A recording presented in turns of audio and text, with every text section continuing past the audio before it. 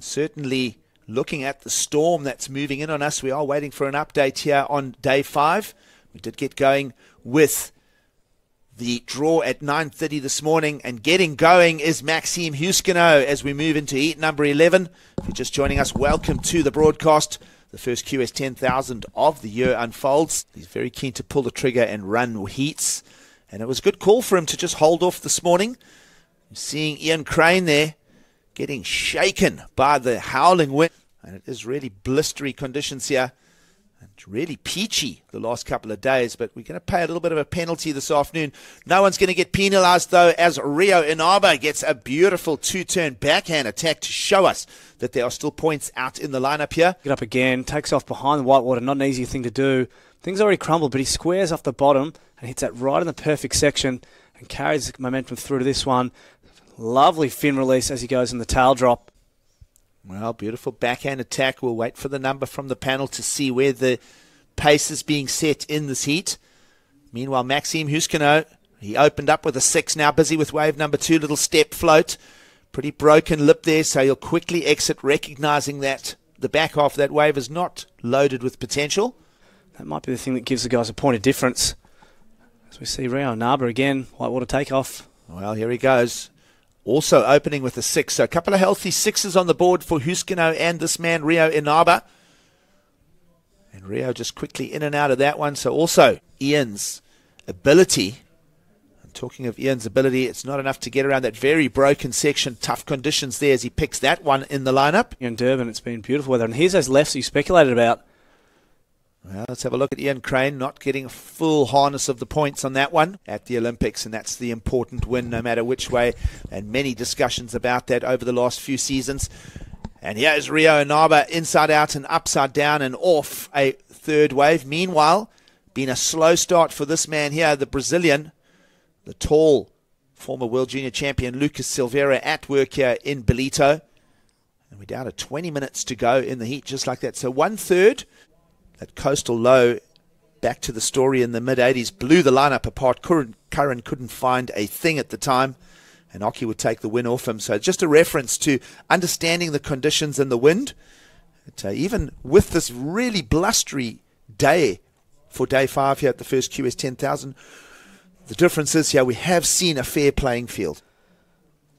Just noticed Lucas Silveira picking up on one of those left-handers. Well, Silveira, a 3.57 prior to that one, going to just quickly hop out and exit his third wave. Pierre will give us a little bit of insight. He may even remember that final where Tom Curran went and sat, waiting patiently, and Oki snatched a couple of quick waves before the Southwest Buster just blew the place apart. We've got one of those busters here today, but Ballito's handling it a whole lot better than Merriweather that day. From Maxime under very testing conditions. Lucas Silveira at it. Nice downshift for the Brazilian to answer back to Huscenot. And you'll see that spray. The boys are carving turns. And as they throw that spray up, it just vanishes off to the left of screen. Still wearing the red hat of Mr. Price at the time up to the region of Ballito. We've never looked back. No one that's looking back either is Maxime Huscenot as he now tries to build another score. He opened with a 6.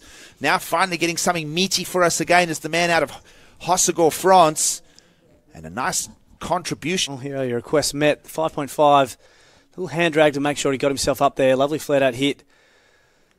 Little open shoulder re-entry there. Sticks with this one, does our French surfer, and it does stand up for him, so he's rewarded for that. And a lovely little drop wallet there, just sending buckets of spray down the beach. It's super, super important. I'd love to see Ian Crane build points in South Africa. Here he goes. Lovely snap in the pocket. Now out on the face, gets the movement going. Little end section, clips it nicely. Makes a nice little statement end section maneuver there, does Ian Crane. Probably 20 kilometres north of us already. So let's pick up on that Ian Crane 5.10. Love the first turn, lovely vertical. Wave flattens out a little bit for him, so it just does a little roundhouse to get back to there and just jams that end section. I can't help but think if he didn't have the speed to do it. And Oki got pretty stoked and dramatic about something. He started waving his arms around, and the chair he was sitting on fell off the back of a stage that they were sitting on. And Oki fell off and did a somersault, landed again, who just quietly kept commentating and trying not to smile. You can just imagine Joe Tuppel's face. Don't worry, Joe, we love you. You've got to tell the story. Telling a story, yes, Rio Inaba as well, getting back straight into it. He needs a mid-range score to pinch the lead back from the Frenchman. Like a cat. Like a cat. Rio Inaba here. This was his last one. Squared up. Lovely little first hit. Starting to look like his 6-point start. One flattens off a little bit. He does his best to run over Maxine Huscenot there and deals with the milkshake in the end. There'll be a dozen coves absolutely barreling and spitting tomorrow morning when we wake up to sunrise. Meanwhile, talking of sunrises, the land of the rising sun, Rio Inaba, is going to make a statement of his own here. A couple of good blunt hits here out on the face. That wave is being bullied by the wind, but he's going to hold on nicely, and this is going to be a great input. So it'll be really about the paddle back up the point, which I said can take quite a bit of time. Here's a down the beach shot of Ian Crane's one. We didn't see this one live, so did a little lip line float.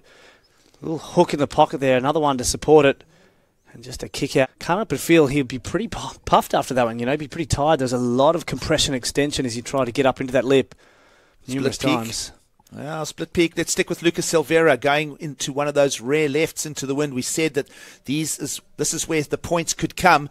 He has that inside bowl starting to form as the tide moves in here in Ballito. He's going to just squeeze what he can out of this little pocket on the inside. With that tide filling in, it's getting a little bit fuller on the inside there. Lucas Silveira, he chose to go on his left. Bit of a rarity today, little foam climb.